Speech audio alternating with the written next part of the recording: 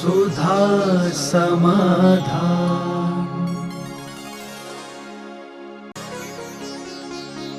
नमोस्तु गुरुदेव। दूध में दाल का प्रयोग होने पर क्या मुनिराजों के आहार में अंतराय हो सकता है? दूध के साथ दुदल नहीं माना गया। चाहे दाल हो चाहे दूध हो, इसका अंतराय नहीं करना चाहिए। मात्र दही के साथ, छाछ के साथ, मट्ठे के साथ ही मात्र अंतराय माना गया। दूध और घी के साथ ये गौरस हैं, लेकिन इनके साथ दुदल नहीं बनता है। जब दूध खट्टेपन को प्राप्त होता है, उसी समय जीवों की उत्पत्ति होती है। इससे दही, छाछ, मट्ठे से कच्चा हो या पक्का हो, उसी के साथ मानना चाहिए। दूध के साथ दुदल नहीं मानना चाहिए। एक संयम प्रकाश करके एक ग्रंथ है जो सूर्य सागर महाराज ने लिखा है, उसमें दूध के साथ दुदल की चर्चा की गई है। संयम प्रकाश करके एक ग्रंथ है, उसमें लेकिन वो आगम सम्मत नहीं है, वो वर्तमान का बनाया हुआ है और अतिवाद है। अतिवाद का अर्थ होता है उन्होंने किसी के भी साथ दुदल बना दिया, किसी भी सब्जी के साथ, तो वह मान्य नहीं है। प्राचीन आगम में दूध के साथ दुदल नहीं माना गया है। अंतराय नहीं करना, ऐसा। नमोस्तु गुरुदेव। सूर्य ग्रहण और चंद्र ग्रहण का गर्भवती महिलाओं पर क्या प्रभाव पड़ता है?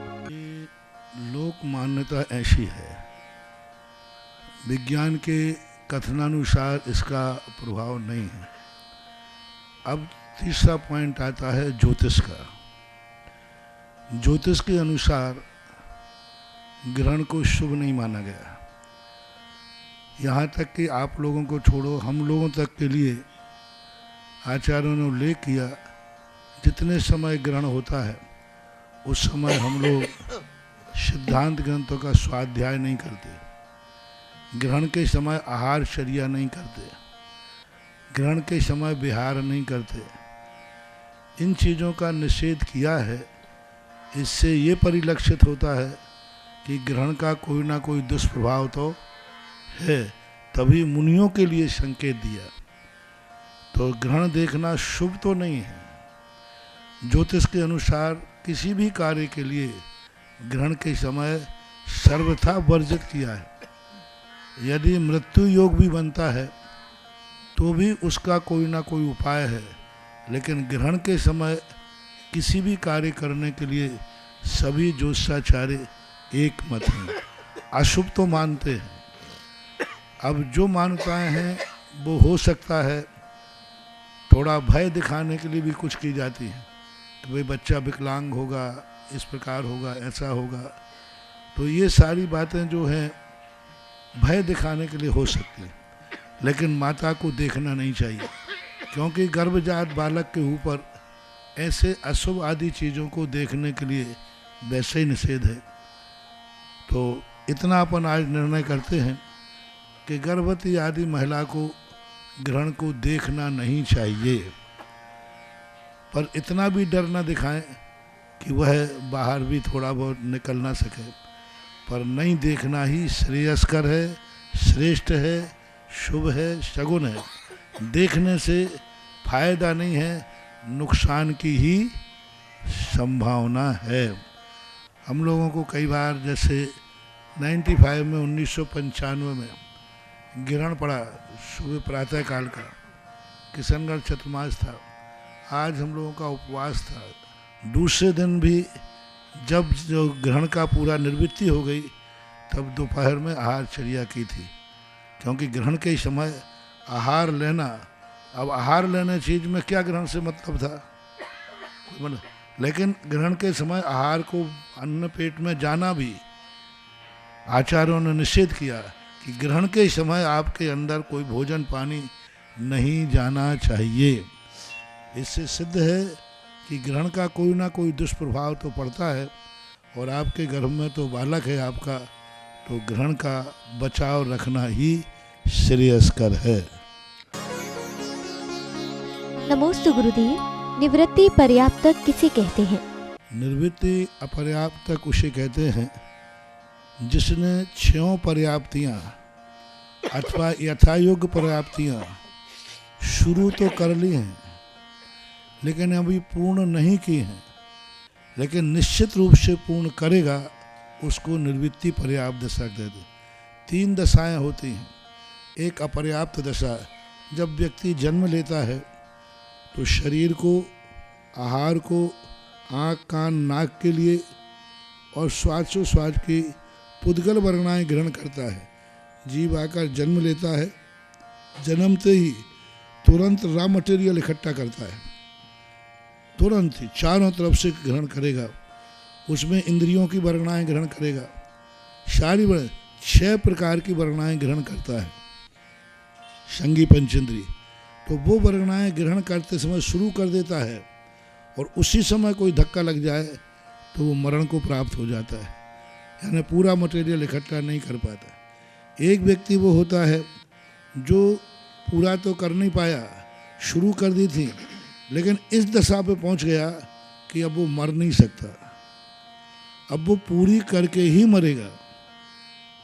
तो मरण काल का काल समाप्त होने पर शरीर पर्याप्ति जिसकी पूर्ण हो चुकी है, उसके बाद यदि जाकर के वह दशा को प्राप्त होता है, उसे निर्वृत्ति पर्याप्त तक कहते हैं। पर्याप्त पूर्ण हुई नहीं है, लेकिन नियम से पर्याप्तियाँ पूर्ण करेगा, इस कारण से निर्वृत्ति पर्याप्त। नमोस्तु गुरुदेव। जिस राज्य में नारायण विराजमान हो, वहाँ मदिरा का प्रयोग कैसे किया जाता था? मदिरा का संग्रह नहीं किया गया था, मदिरा को फेंका गया था। जिस चीज पर सरकार ने स्टे लगा दिया हो, वो चीज तुम्हारे पास हो तो तुम फेंकोगे। महुआ एक ऐसा पेड़ है जो सदा से होता है, महुआ तो वो देगा, फल तो लगेंगे, फल थोड़ी काट दिए गए पेड़। तो जो साल भर का महुआ इकट्ठा होता था, उस सामान को वह किसान लोग अपने उपयोग में नहीं ले सकते, तो उसको फेंक देते थे। फेंकने का अर्थ है कि जहाँ से महुआ हुआ उन्हीं गड्ढों में फेंक दिया।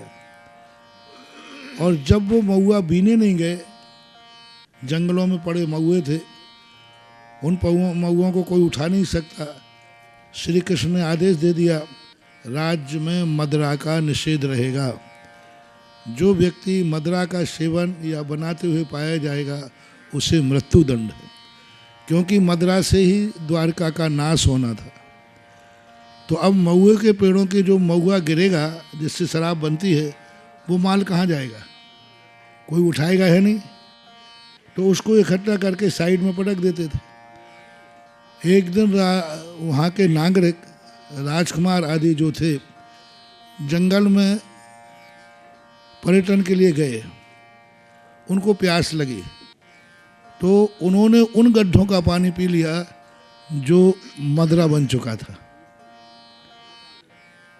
अब क्योंकि 12 साल के महुए जब गिरेंगे, तो उनका जो पानी रिश्ता था वो कुओं में भी आ गया, जंगलों के पोखरों में भी आ गया। अब वो पानी उन्होंने पी लिया, प्यास लगने पर पी तो लिया, लेकिन शराब ही है, वो चढ़ गई।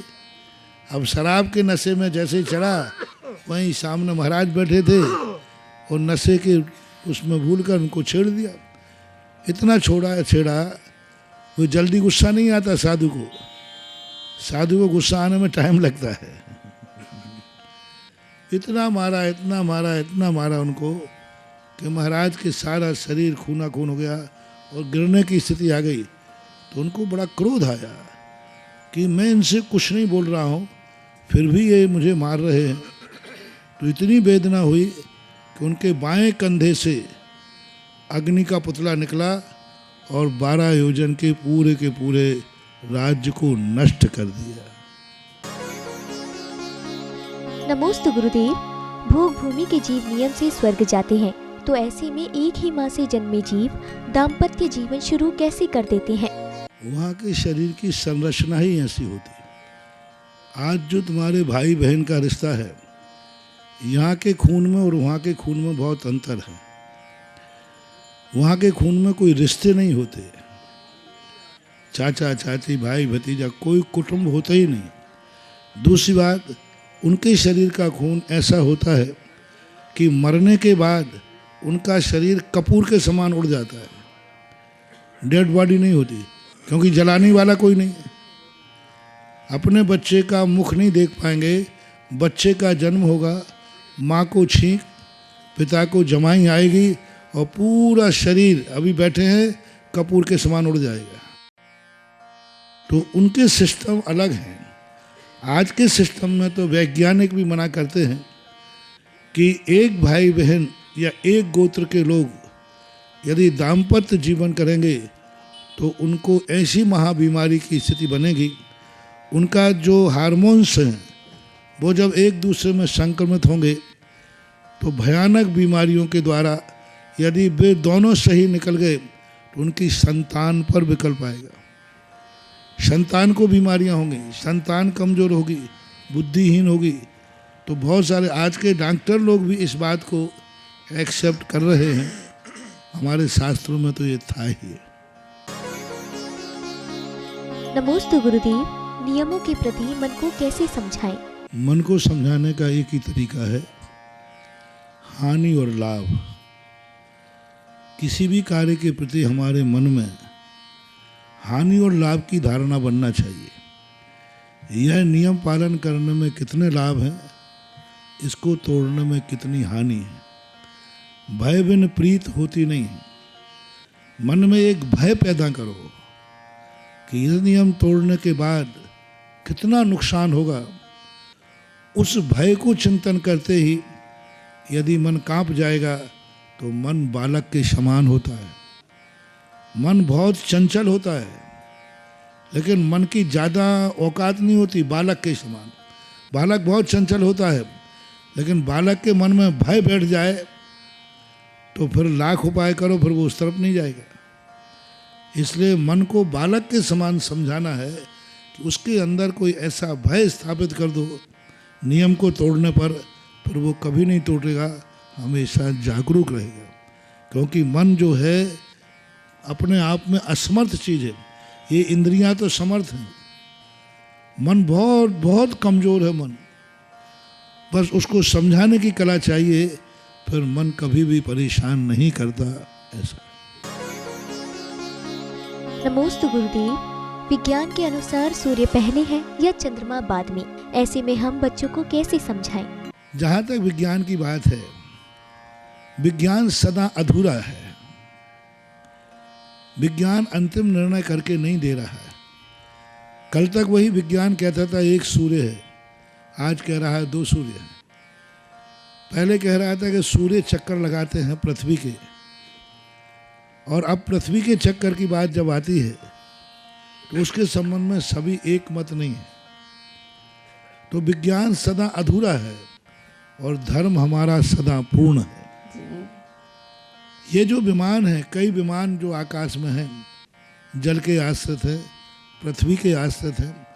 आकाश में भी बड़े बड़ी पृथ्वी काय के जीव अपना एक ग्रुप बना सकते हैं, और हम अभी भी नहीं कह सकते हैं कि उसी चंद्रमा पर पहुँचे हैं, और ये चंद्रमा की बाह्य सतह पर पहुँचे हैं कि अंतरंग सतह पर पहुँचे। हमारे अनुसार वहाँ देवता रहते हैं, और देवताओं के घरों में चाहे कोई विमान हो चाहे मनुष्य हो, वहाँ मच्छर भी प्रवेश नहीं कर सकता। विज्ञान की बात तो बहुत दूर रही। तो ये चंद्रमा की किस सतह पे पहुँचे हैं, कहाँ पहुँचे हैं, अभी ये पूर्ण निर्णय नहीं। जो उन्होंने फोटोग्राफ्स दिए हैं उन फोटोग्राफ्सों पे विश्वास नहीं करना। ये फोटोग्राफ्स अभी कंफ्यूज हैं। जिस ढंग से मिट्टी में उन्होंने गड्ढे दिखाए हुए हैं, ये गड्ढे चंद्रमा के गड्ढे हो ही नहीं सकते, क्योंकि वहाँ का जो वातावरण है वो अलग है। अभी भी विज्ञान इस बात को, आगे आने वाला विज्ञान जरूर इसका खंडन करेगा कि हम चंद्रमा पर नहीं पहुँचे। अपन को अपना विश्वास नहीं खोना है। ये उनके मत हैं, वो खोज रहे हैं, हम खोज चुके हैं। नमोस्तु गुरुदेव, शांतिनाथ भगवान से पहले धर्म का विच्छेद होने का क्या कारण था? आताताई राजा बीच में हुए, जो जैसे आप लोगों ने कंस के संबंध में सुना होगा। कंस आताताई राजा था जो भगवान को, गुरुओं की सत्ता को स्वीकार नहीं करता था। ऐसे और भी राजा हुए हैं। तो उन आताताई राजाओं के कारण से उन्होंने धर्म का लोप कर दिया। उन्होंने कहा नहीं, मेरे राज्य में कोई भी धर्म नहीं रहेगा, हमारे राज्य में कोई साधु संत नहीं रहेंगे। तो अब राजा के सामने कौन बोले? राजा तो एक आज्ञा है, नहीं मानते हो सीधा कत्लेआम है। तो आताताई राजाओं के कारण से ही धर्म का विच्छेद हुआ और कोई कारण नहीं। जब अच्छे राजा आए तो उनकी स्थापना हो गई। ऐसा। नमोस्तु गुरुदेव, सिद्धिशिला पर सूर्य की रोशनी पहुंचती है या नहीं? क्या वहाँ निगोदिया जीव निवास करते हैं? पहली बात तो वहाँ उजाले की जरूरत नहीं है, क्योंकि उनको केवल ज्ञान रूपी इतना बड़ा सूर्य है कि उनको अंधेरे में ही दिखता है। तो वहाँ कोई उजेला नहीं है। आगे देखो ताराओं के ऊपर स्वर्गों में भी उजेला नहीं है। वो तो उनके जो विमान हैं उनके अंदर रत्नों का उजेला होता है, और देवता स्वयं अपने आप तेज पुंज होते हैं। वे जहाँ चलते हैं वहीं वहीं उजेला होता जाता है। इसलिए सिद्धशिला के ऊपर अंधकार ही है, उजेला नहीं है। या जी पूरे 3 लोक में ठसाठस भरे हुए हैं। एक जहाँ सिद्ध भगवान है उस एरिया में भी अनंत अनंत निगोदिया जीव वहाँ विद्यमान हैं, लेकिन उनको इस सुख दुख की कोई विशेषता नहीं है। वो यहाँ के जैसे दुखी है। नमोस्तु गुरुदेव, सिद्धिशिला पर परमेष्ठी चंद्राकर के आकार में क्यों विराजमान है? परमेष्ठी चंद्राकार नहीं है, वो कटोरे के आकार के जैसे छत्र होता ना, उत्तान छत्र। आपको समझने कटोरा, यही ले लो, मेरा हाथ ले लो। तो अब एक कटोरा है, अब एक तरफ से तुम देखोगे तो क्या दिखेगा? चंद्रमा दिखेगा। तो कागज पे चंद्रमा बनता है। अब हम पूरा कटोरा बना नहीं सकते, लेकिन छत्रशिला ऐसे है आकार की, गोल छत्तान, उत्तान छत्र। उत्तान यानी चित्र छत्र। ऐसी कटोरा है, ऐसी नहीं है। बेनारस जी इस संबंध में काफ़ी कंफ्यूज रहे और कई बार उन्होंने परिवर्तन भी कराया कि यूँ शिला बनाने लगे। फिर उनको बहुत समझाने में, क्योंकि ज्ञानी को समझाने में ज़्यादा टाइम लगता है, समझाने में 3-4 साल लगे। अंत में उनको मैंने समझा दिया कि नहीं, ऐसी बात नहीं है। प्राचीन काल का सबसे बड़ी सिद्धशिला बनी है उत्तर प्रदेश में देवगढ़ के अंदर। देवगढ़ के अंदर एक शिलालेख बना हुआ है 3 लोक का। उसमें सिद्धशिला का आकार यूं चंद्राकार है। वो चंद्राकार कटोरी की कोई भी लाइन अपन खींचेंगे तो इस तरफ से ऐसी दिखती है, चंद्रकार है नहीं, वो कटोरे के आकार की है, तबले के आकार की है। जैसा तबला होता ना, उस आकार में सिद्धशिला होती है। सुधा समाधान।